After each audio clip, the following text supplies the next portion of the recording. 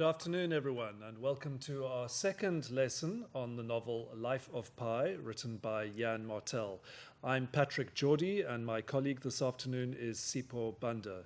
Sipho, can you tell us a bit about our previous lesson? Sure thing. Very good afternoon, and thank you very much for joining us.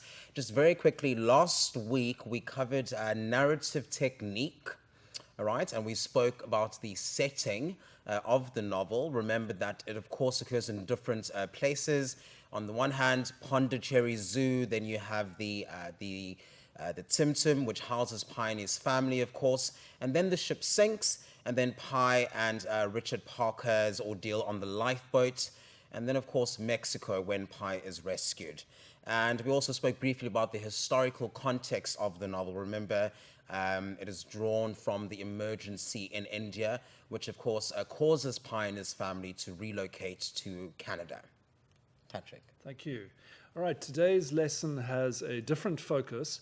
What we're going to be focusing on today is how to prepare yourself for essay and contextual questions, whether these are class assignments or something that you're going to be attending to in an examination. So I'm going to kick off by looking at how to prepare yourself and how to approach writing an essay. Okay. First of all, when and where. I thought it necessary to include this because there are different circumstances in which you write an essay. For example, when do you write it? Do you write it at home? Do you write it in class? And how much time do you have at your disposal? That's going to affect the way in which you approach the essay and how you write it. Is it an assignment that's due for 2 weeks' time? Or is it an essay that you've got to write today in the course of a 2.5-hour exam? Time management and adequate preparation is an important part of approaching an essay. If you have 2 weeks in which to prepare for an essay, then you can use that time. Obviously, you're not going to use the entire 2 weeks, but you've got time to mull over the question and to think about what you want to say about it. So consider and understand the topic in the time that is available to you. Look for the relevant sections in your book. Again, if it is an open book assignment, something that you're going to do as a homework assignment and then submit later on, you've got plenty of time in which to take your copy of Life of Pi, page through it, find the relevant sections, and prepare yourself in that way. If you have that kind of time available to you, you have time in which to make notes. You can even discuss the topic with your teacher, with your peers, those among your peers who have elected to do the same topic. You've got time in which to complete a rough draft and then to rewrite it and improve it. In other words, what I'm saying here is that if you have the time available to you, don't leave it to the last moment. Obviously, writing an essay in an exam is a different matter altogether, and we'll talk about that shortly. Where are you writing your essay? This is also going to affect how you go about it. For example, if you're sitting at home and you have a desk and a nice quiet space, that's different to writing in a library, maybe at school or somewhere else, or in a class during a test or in an exam. Regardless of where you're writing your essay, you need to try and minimize the distractions, things that are going to draw you away from what you're focusing on. You need to say to yourself, have I got everything that I need in this place at this particular time?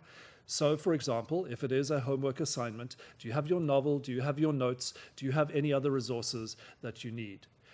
Do you have a pen and paper? All right. Do you have a computer? Have you been given permission to write this essay on a computer? And if so, do you have access to the internet? Do you have permission, all right, depending on how your teacher has instructed you with regard to this particular essay, do you have permission to use other resources that you can access online? And remember, if you do so and you are using other websites, please remember to acknowledge your sources, where you got the relevant information. All right, preparation and planning. Do the necessary revision beforehand. Nothing that I or Sipho says this afternoon is going to be a magic wand that cancels out the need for revision or preparation. What you put into it is what you're going to get out of it. So make sure that you know the text well. It's not really enough just to read the play or the novel once. You do that at the beginning of the year, and then in the course of the year, you should work your way through the novel for a second time. Part of the reason for doing this is that this is not just a book that we are reading or looking at for pleasure or escapism, entertainment. It's something that we are studying. So know the text well and think deeply about it.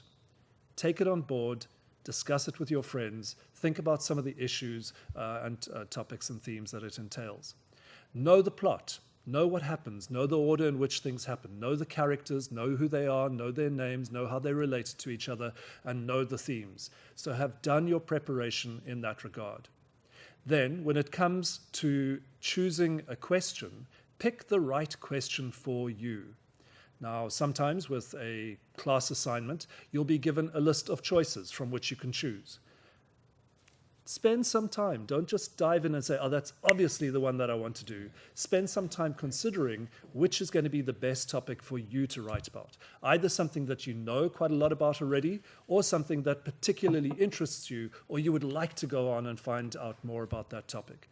If it's in an exam situation, as you know, you have to do an essay either on the prescribed drama or on the prescribed novel. Now, you need to make a decision in that exam.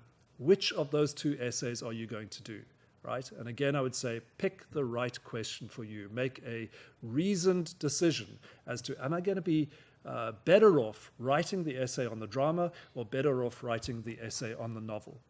Next, look closely at how the question is worded. We are English teachers, right? And English examiners, like English teachers, give careful consideration to the way in which they word a question. Right? They don't just take any words, the first way in which it comes out of their mouths or out of their pens. They think about it, they look at it, they reconsider, they think, shall we phrase it this way or shall we phrase it that way? What kind of answer is it going to elicit from the students? When you look at a question, look in particular for the instruction words on the one hand and the key words on the other hand. Now, the instruction words are those words in the question that tell you what to do. They say things like discuss or examine or consider or evaluate, right? Those are your instruction words. So look at those, then you know what it is that is expected of you. Also look at the key words, or what we can call the content words, right? Those particular words will tell you what to cover in your essay. So you get a sense of the scope of the essay that you're about to embark on. A little bit more on preparation and planning. Get your ideas down on paper. Now, whether you're at home writing an essay for homework, or in class, or in an exam, it's always a good idea not just to launch in and start writing straight away, but to get your ideas down on paper first. Make a mind map, or if you don't like mind maps, if you prefer to make a list of points, then make a list of points, right? But get your ideas down. Now, what kind of ideas should you put down? Well, obviously anything that is relevant to the topic and the essay that you're going to be writing. I find that one idea leads to another, and this is one of the reasons for doing some rough work, some planning before you launch into the actual essay itself. Right? You write down one idea, and then that jogs your memory. You think, oh, it's related to this, it's related to this, and you have the security of having known that you've gotten all those ideas down on paper before you actually begin the work of writing the essay. Write down the key details that you would like to include. Right? You might walk into the exam anxious about forgetting certain things. Well, put them down on paper now before you begin your essay. Maybe in the process of writing down some ideas, new insights occur to you that you hadn't thought of before. Right? Put those down as well. Then before launching into the essay, in reviewing, looking over your ideas that you put down, make sure that the points that you're planning to include are relevant to the topic. All right? The scope of an essay can be very narrow or it can be very broad. Decide for yourself, all right, is this relevant or is this irrelevant? If it's irrelevant, then bring the scope narrower, right, to focus on the particular topic.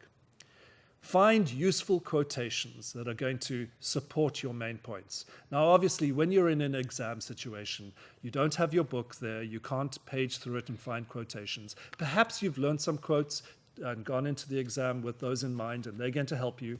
But if you're doing a piece of essay writing as a homework assignment, you definitely do have the book available to you, and you can spend some time skimming and scanning and finding quotations that are going to support the points that you want to make. Next up, look for connections between your points. Certain points will belong together. So start to link those in your rough work. Say, aha, right, this point and this point and this point. I want to put those points together in the same paragraph. Also look for points that contrast with each other. right? So this point, I can make this point firmly, and then I'm going to contradict this point or show an opposite point by bringing this one in. Have a clear idea for yourself as to how your essay will develop. In other words, I'm going to begin here, then I'm going to move on to this, then I'm going to move on to this, and I'm aiming to hit this point near the end of my essay. Writing the essay itself. Well, first of all, I'm sure you've heard your teachers talk about the importance of an introduction. And that is what English teachers and English examiners all over the world look for when they are assessing an essay. They want to see that you have a good introduction and a good conclusion. Let's talk about the introduction first. The introduction, obviously, what it does is introduces the essay. It tells us from the beginning what the essay is about. Now, think about the essay as having two particular purposes here. It helps you, the person who is writing the essay, to clarify what you need to focus on in writing the essay. Right? So in one sense, it's a reminder to yourself that this is what the essay is about and this is what I'm going to be writing.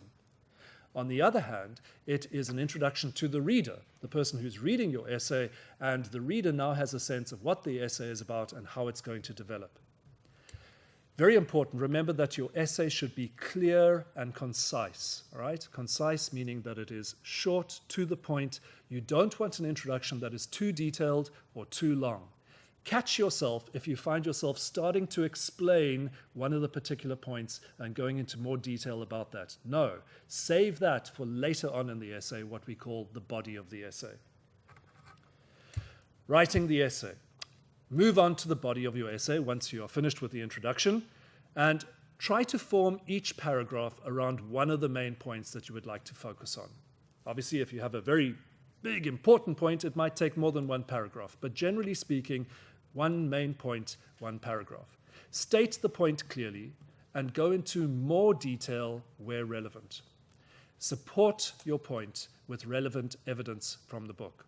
That is also something that examiners are looking at closely. They want to see not only that you come through with relevant statements, right, but that you're able to back up those statements. What we say is to substantiate them. And I'll talk more about that in a moment. Now, try to organize your paragraphs in a logical order. In other words, they're not just randomly thrown into your essay, but there's a clear reason why the one paragraph comes before the next. Okay, so a logical order according to how you would like the argument of the essay to develop. First, I want to focus on this, then this, then this, then this, and so forth. And that is not necessarily the same as chronological order. Chronological order is what happens first, what happens second, what happens third. For example, when you're telling a story, what was the first thing to happen, the second thing to happen, the third thing, and so forth. Right? That's not necessarily the logical order in which you want to structure your essay. Of course, you may express your opinion, all right? That's part of what you're doing in any case.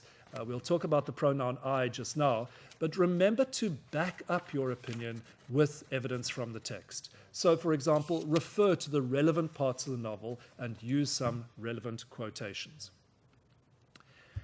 What should you avoid when you're writing an essay? Well, here are a couple of key points to avoid. Don't retell the story. Obviously, you need to tell little bits of the story, okay, pop in relevant information here and there, but it is not your job, it is not what is expected to tell the whole story from start to finish or to explain to the examiner what the story is about. Remember, your teacher or the examiner knows the story very well. Also, avoid padding and waffling, all right? Now, this means putting in a lot of irrelevant information. Some people have not done their revision, their preparation properly in the first place, and they feel insecure about what they're writing, so they pop in a lot of extra information which is actually irrelevant to the topic that's being considered. Some people have done an enormous amount of preparation and they know a lot that is relevant, but they're putting too much relevant information into the essay. They need to learn to be selective about what they put in. This is not an opportunity to show off everything that you know. Right? There's usually a word length that you need to stick to, and so sometimes you actually have to say to yourself, well, that point, even though it's relevant, it's not that important, I'm going to leave it out. And also avoid writing in the first person. Right? That means using the pronoun I. So you don't want to end up writing an essay saying things like, I think, I feel, in my opinion, I believe, etc., etc. Right? It's not so much about you and foregrounding yourself. It's about putting your ideas forward and learning to say it in such a way that you're not saying I the whole time. Okay. That takes some practice, but it is definitely something that you are able to do. A bit more about writing the essay. Try to make clear and logical transitions from one paragraph to the next. Now, this refers to the smoothness of an essay, the person who's reading the essay will have a smooth experience as they move from one paragraph to the next. It ensures that your essay develops well, all right? And there are many words that you can use. I'm sure many of you are familiar with these already. If you're not, maybe you can jot down a couple of them.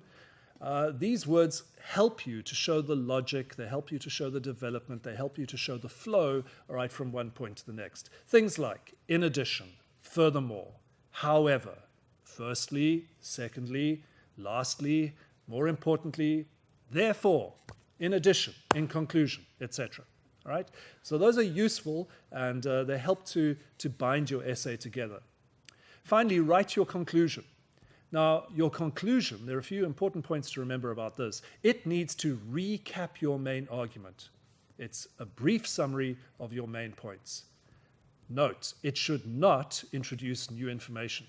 If you find yourself wanting to put a whole lot of new information into your conclusion, actually, that probably should have been a paragraph earlier on in the essay. Don't end your essay with a rhetorical question. Okay, it might feel like a clever device to use, but rather find a strong statement that you can put in as your final sentence, all right, that sums up what you have said in your essay. Finally, I'm just going to talk about a few ways to check your work. When you have finished your essay, all right, and obviously in an exam you may be under time pressure, but if you have the time, and really you should plan your time in such a way that you can do this, you need to check your work. This means reading it through, rewriting bits if necessary. I would not try in an exam to rewrite the whole essay, but rewriting the parts that are necessary, they were poorly written in the first place. Editing and polishing, so wherever you see errors, okay, correcting those errors. Check for the following things. Check the title of the book, right? Have you got the title correct? Are you underlining it or putting it in inverted commas or putting it in italics according to whichever convention you're using? Check your spelling of the names of people and places. Check whether there's any ambiguity, right? Is something unclear? You might think it's clear initially, but when you reread it, you say, oh, hang on, I'm not sure what that actually means. Watch out for words that are slang words or colloquial words. That's fine in a different context, but this context is a fairly formal context, all right? And they're going to detract from the quality of your writing. Avoid putting yourself in the foreground by using I, and check that the style you're using is formal and not personal or emotive. Lastly, take the time to improve your work. This will improve your mark. All right. Sipho, over to you with regard to contextual questions. Great. Thank you very much for that informative introduction. Great. So very quickly, as the title there suggests, contextual questions and the 3 strategies that you can employ or use when trying to answer the questions. Of course, you know the section in your examination is worth 25 marks. Okay. Now, initially, the 3 circles that you see on the screen there, 1, textual analysis, secondly, critical thinking, and lastly, answering the question. All right. Another way to think of textual analysis is to view it as an exploration of the text. You want to explore the text, and certainly what Patrick said earlier on, you want to know the text well. All right, you want to ensure that you have all the relevant information to address those questions correctly. And on the screen as well, those 3 circles, you'll note that there are arrows that sort of seem to flow. The idea is, I think, that you should think of these 3 strategies working simultaneously at some point. So when you are preparing for your examination, you will practice analyzing the text. And as you analyze, you will employ some critical thinking strategies. And then, of course, you will then practice answering a variety of questions. And if you are using the book or the copy of the book that Patrick showed you early on, there are a number of questions that you can use there to test yourself. So textual analysis, what is it? What does it involve? There are 7 things listed on the screen. Okay, so first of all, you have imagery. And imagery, really try to think of metaphors or any similes or any uses of personification in the text, right? A metaphor, remember, of course, is a direct comparison. Okay, a simile is also a comparison, but obviously uses the word like in the sentence. Okay, and a personification, of course, is giving an inanimate object lifelike qualities or human qualities. Secondly, figures of speech and sound devices. Can you notice any onomatopoeias, sound words?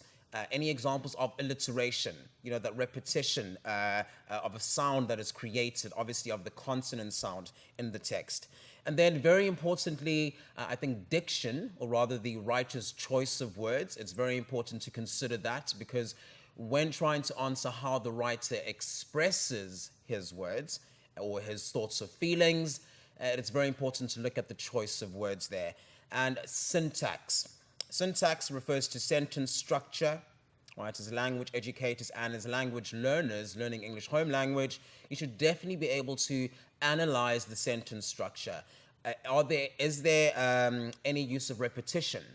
How about the punctuation? How does the use of punctuation enhance the speaker's idea or statement in the text? And then, of course, contrast. Remember, contrast means to look at how things differ, right? Don't confuse it with comparing. Contrast, you want to be able to pick out 2 ideas that differ in the text. And then, of course, attitudes. In trying to figure out how the writer feels about a particular issue or topic, a very helpful method, I think, is to look at the choice of words, of course, because this will then tell you how the writer feels about something. Or rather, in the context of this novel, how Pi, for example, may feel about his life experiences when we are reading about Pi in his older life. Having read about Pi in his younger life, why does Pi choose to remember certain things, and what are Pi's attitudes about what has happened in his life, his journey on the lifeboat, more notably. And then, of course, ending. We want to look at how a particular extract or a particular chapter or text ends. Usually the ending should give ideas as to how the points rather tie or connect cohesively, right? And then secondly, the critical thinking steps. Okay, before we get to the critical thinking steps, in terms of textual analysis, let's just go back there. In terms of looking at the imagery, okay, and I said early on it involves looking at metaphors and similes and descriptive words in the text.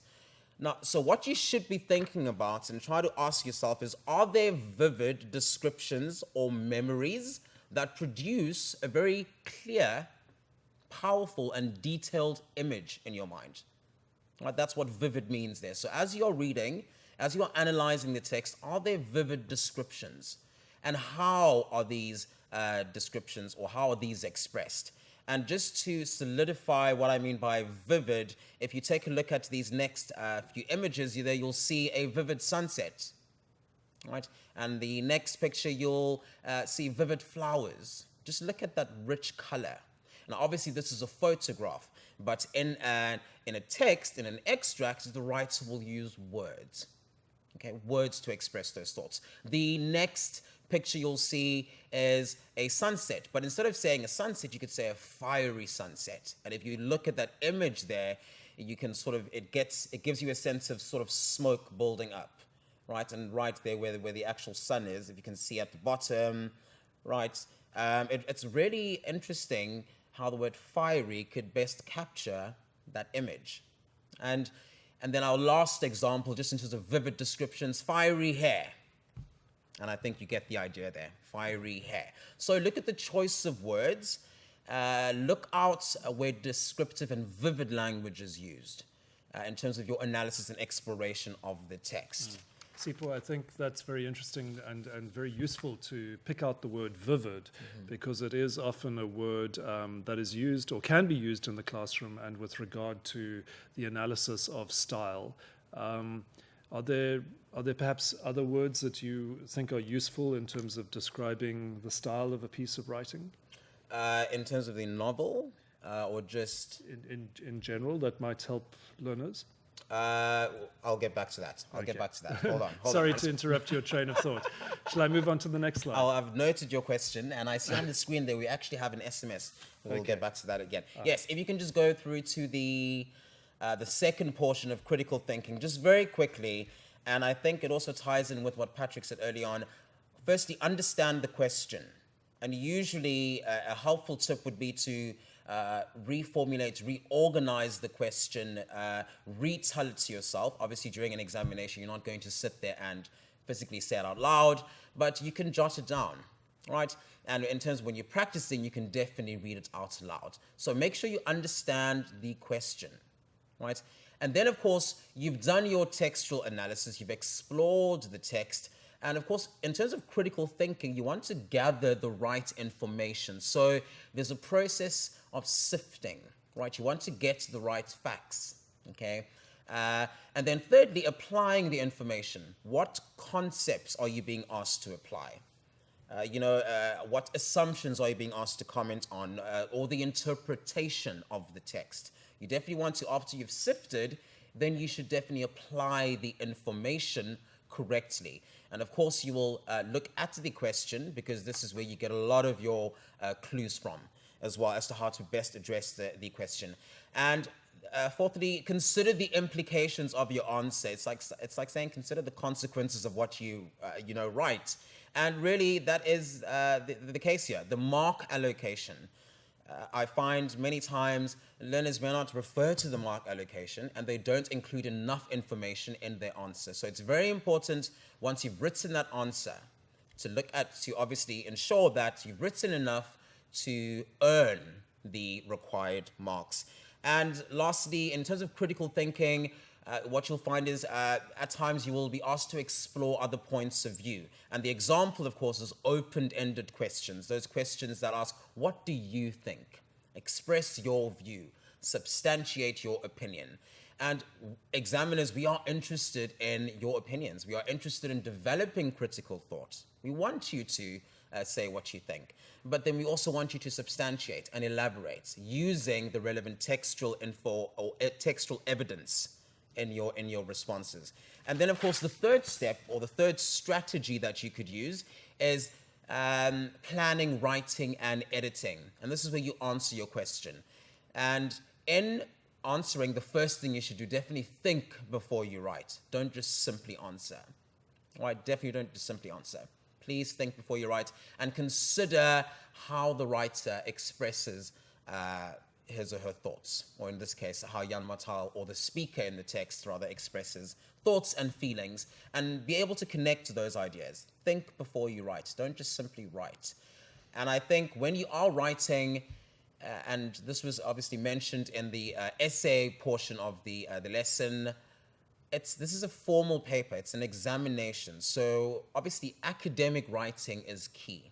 So avoid slang and colloquialism. Use rather strong verbs, right? So instead of saying she gave assistance, rather write she assisted, right? So use a strong verb, write in the active voice, and obviously clearly and concisely. And then lastly, proofreading is not something you only do when you are writing your essay. Please proofread your contextual answers, because as you develop your argument, and especially if you're dealing with a 4-mark or a 3-mark question, usually we encourage you to write, develop that argument, but then check your sentence structure, your punctuation, because when it is flawed, when there are too many errors, it weakens your answer, your argument, and then you don't score the full marks. So you definitely want to check, okay, and proofread. Avoid contractions. Once again, formal writing.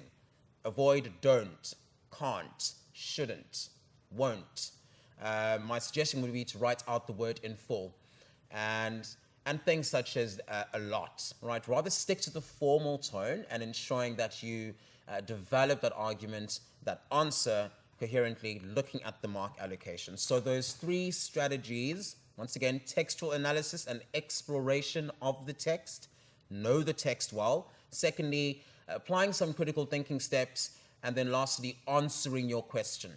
Remember, the more you practice, the easier it becomes to do these things in an exam setting. If you don't practice, it will be challenging to try to implement these steps. So definitely practice, read, know the text, so that you can earn those marks. Right. Thank you very much. Just with regard to the message that we received, we have a viewer who says, thoroughly enjoying the lesson. So that's great. Thank you very much. If I can pick up on one or two things that you said there, I think the importance of checking one's work. By the way, people, this is not just something that teachers say to learners. It's really an aspect of one's work, and in particular of writing, that pervades many professions. So a journalist, a lecturer, someone who's writing books for a publisher. These are all people who really need to carefully and closely check their work. And your teachers too, in preparing exam papers, in preparing a school magazine or something like that, we need to check our work as well. And Sipho and I were just chatting earlier on about that awful feeling one has when you set an exam paper or something and you think you've checked it really carefully and you've gotten rid of all the errors, and then lo and behold, all right, you print it and there's an error that jumps out and stares at you. Worst, and it literally stares. That's how we feel as language educators. All right, so it is something, it's an area of taking pride in your work. And then the other thing, Sipho, that you mentioned with regard to tone and style, just to say that it's not necessarily something that comes easily to everyone writing in a formal tone or a formal register, but it is a skill that one can acquire over time. Yes. And that is part of what you are learning through this process. I'd like to draw your attention now to some particular essay questions. So if you can have a look at these essay questions that I have in front of me. And I'm going to just, at this stage, not really closely analyze them, but just read them through, because these are the kinds of questions that you could be asked to write about with regard to Life of Pi. So here's one. I've taken these from various sources. Some of them I've taken from online, and some of them I've taken from the Oxford University Press edition of the novel that we're using in the class. Look at the first topic. Both worship of God and survival are hugely important to Pi. Which one does he attach more importance to? In your answer, consider both the worship of God and survival. Now, as I'm reading through these, think about some of the things that I said earlier on with regard to looking for certain words or deciding which is the right question for you, and so on. Right, question number 2 here. What does Pi communicate through his choice of animals, other than the tiger, with whom he shares the lifeboat? Consider each of these animals and its significance in the novel. Right, so the first one focused on worship and survival, and the second topic there is focusing on the animals. Third one, Pi gives credit, or gives Richard Parker credit for his survival. Discuss his reasons for doing this. Now that looks, on the surface, it might look simple because it's short, but it's actually quite a tricky topic, right? And so don't be... the length of the question does not necessarily indicate how easy or difficult it is. Number 4 and 5, or number 4 in any case, is a particular kind of question where you're given a statement and then you're asked to discuss that statement. And this happens quite often. So here we see the will to survive drives Pi to commit selfish and shameful acts, but in the context of the story, some of these acts can be understood. And then it instructs you, in a well-constructed essay of 400 to 450 words, critically discuss the validity of the statement. And question 5, in the light of the fact that this is a novel about imagination, why does Martel begin with the author's note, which gives the impression that Pi's account is truth, not fiction?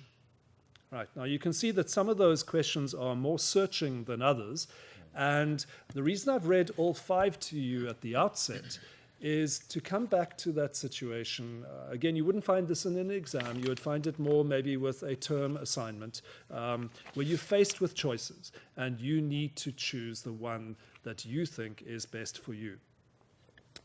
Sipho, can I ask you, just with regard to those topics, which one do you think you would go for? I think I would answer question 1. Yes, I'll definitely answer question 1. Any particular reason? Just because I like the link between religion and survival. Okay. I think there's a connection there. Yes. That can definitely be discussed in an essay context. All right. Yeah. So kind of what you're referring to there is the fruitfulness of a topic, its potential. Yes. All right. And you need to feel some of that for yourself. Does this topic have potential for me to write about it in detail and to continue writing, not just run out of steam halfway through page 1? Is there going to be enough for me to say? Let's take that particular topic and analyze it a bit more closely. So I've enlarged it here, and I'm going to take a highlighter now just to highlight certain things. First of all, I'm going to look for the key words in terms of the content, what is to be covered, all right? And I'm going to go, okay, both worship of God and survival are hugely important to Pi, right? So we got worship of God, that's one concept here. Survival, another concept over there. Hugely important, right? That's a key part of it. And Pi. Right? We're talking about 2 issues here, both being important to this character. Which one does he attach more importance to? In your answer, consider both the worship of God and survival.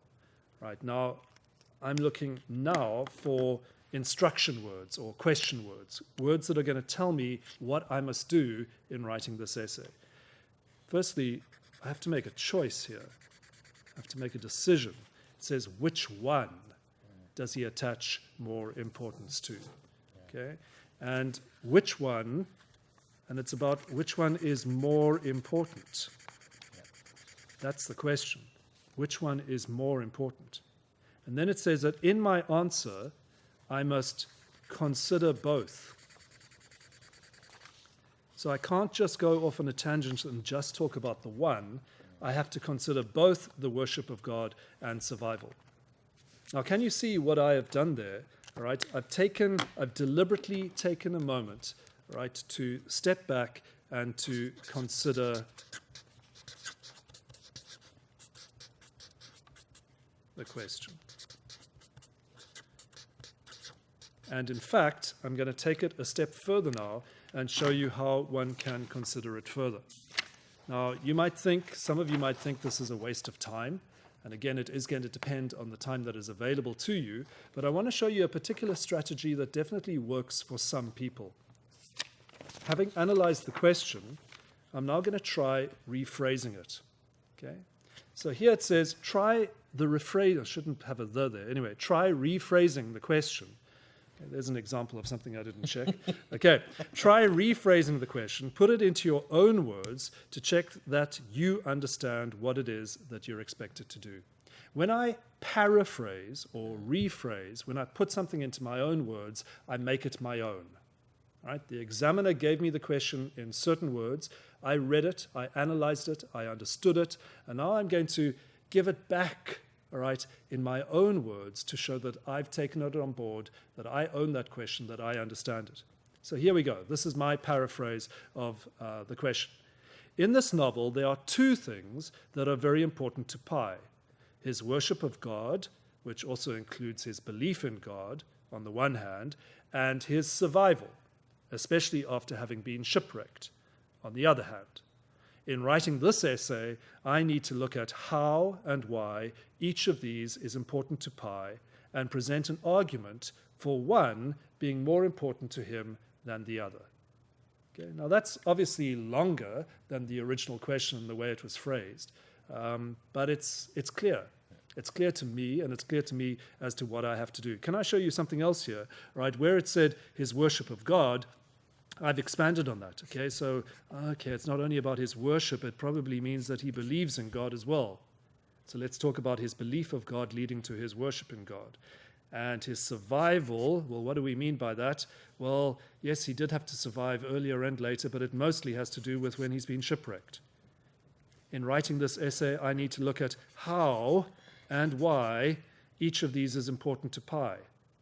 And I need to present an argument for one being more important than the other. So there I've owned the question, I've taken it on board, and I know what I need to do in going forward. Sipo, if we have time, I'm just going to look at one more before handing over back to you. Let's have a look at this one. What does Pi communicate through his choice of animals other than the tiger with whom he shares the lifeboat?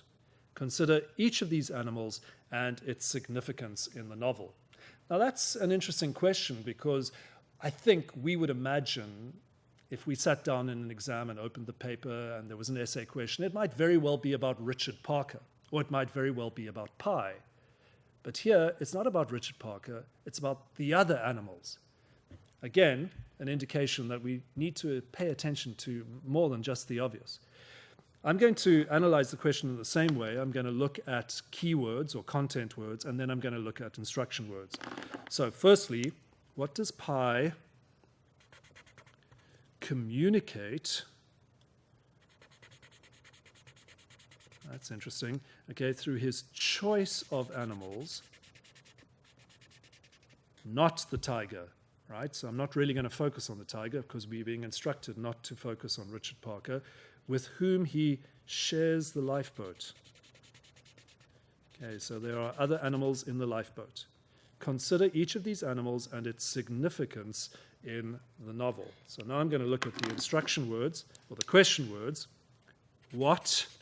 Okay, what does he communicate? That maybe could have been a question word. What does he communicate? Through his choice of animals other than the tiger with whom he shares the lifeboat. Consider, okay, that means to think carefully about, to look at each of these animals, all right, consider each one and its significance. That's the other thing I need to consider, its significance in the novel. Right, then I'm not going to do a full brainstorm here, but obviously I could do a mind map or I could make a list of points. But I'm clearly something I need to know from the outset in terms of my preparation is I need to know that on the boat, right, there is also a hyena. There is what else do we have? A zebra? Orangutan, zebra. And a zebra, right, the zebra with the broken leg. And although there may be various fish and tortoises and so forth that come, that's not what we're talking about, right? We're talking about Pi telling an elaborate story about his time at sea. And in telling the story, he's chosen to focus on particular animals with whom he shared the lifeboat. And we need to, with regard to each of these animals, consider its significance. Right, so then I would explore why a hyena, why an orangutan, why a zebra, why this particular zebra with a broken leg, why an orangutan who came floating along on a pile of bananas, right?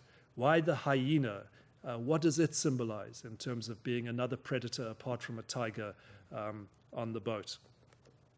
And one can take it from there. Obviously, I need to, in answering this question, I need to look at these instruction words here that say, what does it communicate? Okay? Or what does Pi communicate through his choice of animals? So I'm also going to be looking at the message, in a sense, behind each animal. And one of the things that would obviously come through there is we know that he's told two stories. And in a sense, we can read the story about the animals as being symbolic for the story about the people. And so when he refers to the hyena, what is he communicating? Well, he's actually telling us something about the cook. When he refers to the orangutan, what does that communicate? Well, it's telling us something about his mother. Obviously, you'll understand what I'm talking about if you've finished and read the whole novel. And you can take it, it can be broader than that. You don't need to stick only to those symbolic reasons for including those animals. You can look at the descriptions of how the hyena behaves, what happens to the zebra, and you can make certain points about what pi is communicating through those descriptions. All right, I think I will stop at that point. And Sipho, if you would like to take us through a contextual passage. Certainly. Right. If you are following with us and you have the telematics booklets, you can turn to page 11. That is where you'll find extract B. So I'm just going to read through the extracts very quickly, and then I'm going to take a look at one question 2.9 on page 12, and show you some answers as well, or a sample response. Okay, so let us go to the extract. I'm just waiting for it to start to show on the screen. Or you can just listen to my voice. So it's in front of me. So it begins, the reason death sticks so closely to life isn't biological necessity, it's envy. Life is so beautiful that death has fallen in love with it, a jealous, possessive love that grabs at what it can. But life leaps over oblivion lightly, losing only a thing or two of no importance, and gloom is but the passing shadow of a cloud. The pink boy also got the nod from the Rhodes Scholarship Committee. I love him, and I hope his time at Oxford was a rich experience. If Lakshmi, a goddess of wealth, one day favors me bountifully, Oxford is 5th on the list of cities I would visit before I pass on, after Mecca, Varanasi, Jerusalem, and Paris. I have nothing to say about my working life, only that it ties a noose, and inverted though it is, it will hang a man, nonetheless, if he's not careful. I love Canada. I miss the heat of India.